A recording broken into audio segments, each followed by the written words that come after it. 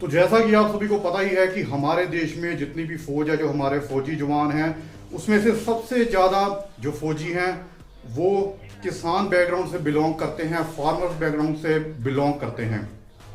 तो ज़्यादातर किसानों के बच्चे ही फौज में भर्ती हैं।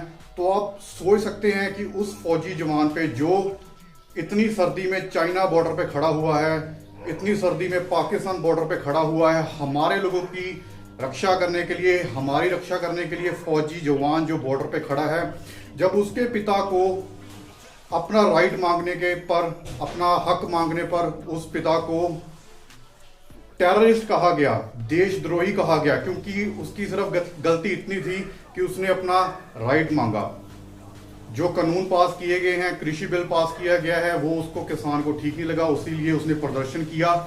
लेकिन प्रदर्शन करने पे हमारे नेशनल मीडिया ने उसे कभी आतंकवादी दिखाया, कभी उसे देशद्रोही दिखाया, और कुछ ऐसे बॉलीवुड के, मैं उनको बॉलीवुड के तो नहीं कहूँगा, कुछ ऐसे फ्लॉप, ऐसे बॉलीवुड के अदाकार, मैं उसका नाम नहीं लेना चाहता, उसने हमारी जो फौजियों की माताएं हैं, जो किसानी बैकग्राउंड से बिलोंग करती हैं, जो किसानों के साथ आई हैं, फौजियों की माताएं, उन्हें 100-100 रुपए में दिहाड़ी करने वाली औरतें बता दिया गया।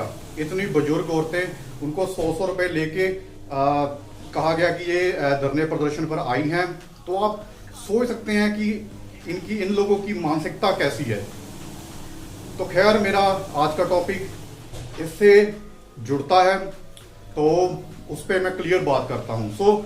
जब मैंने इस कृषि बिल को स्टडी किया, बहुत सारे लोगों ने मुझे कहा कि इसको स्टडी करना चाहिए, तो मैंने भी वीडियो बनाने से पहले सोचा कि इसको प्रॉपर स्टडी करें, फिर ही इसके ऊपर वीडियो बनाई जाए। मैंने जब फाइनली इसको स्टडी किया तो मेरे समझ में ये आया है कि ना तो ये जो बिल है किसानों के विरुद्ध है, और जो हमारी सरकार कह रही है ये किसानों के विरुद्ध नहीं है, जो सरकारी किसान है उनके विरुद्ध नहीं है, और जो हमारे देश का अन्नदाता, जो हमारे देश का किसान है, वो कह रहा है कि ये हमारे खिलाफ है। तो मैंने जब इसको स्टडी किया तो मुझे दोनों ही लगा कि दोनों ही सच बोल रहे हैं। मैं अभी ज़्यादा बातें ना करते हुए आपको एक पिक्चर दिखाऊंगा, जिसे देखने के बाद आपको भी क्लियर हो जाएगा कि ना तो हमारी सरकार झूठ बोल रही है, ना ही हमारे देश का किसान झूठ बोल रहा है।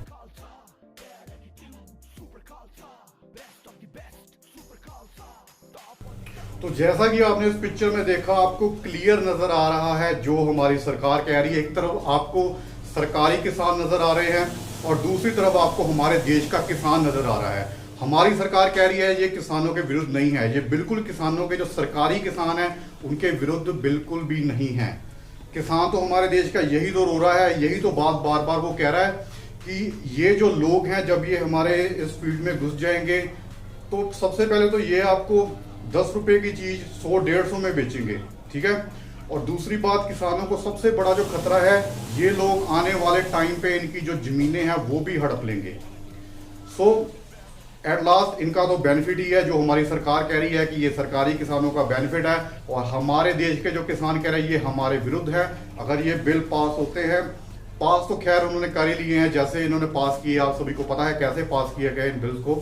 तो मेरे हिसाब से मैं तो सपोर्ट करता हूँ, ये जो बिल है ये किसान विरोधी बिल है। इन काले कानूनों को हमें रद्द करना चाहिए। मेरी हमारी सरकार से भी रिक्वेस्ट है कि अगर किसान ही नहीं बचेंगे, अगर देश का किसान ही मर गया तो हम लोग खाएंगे क्या।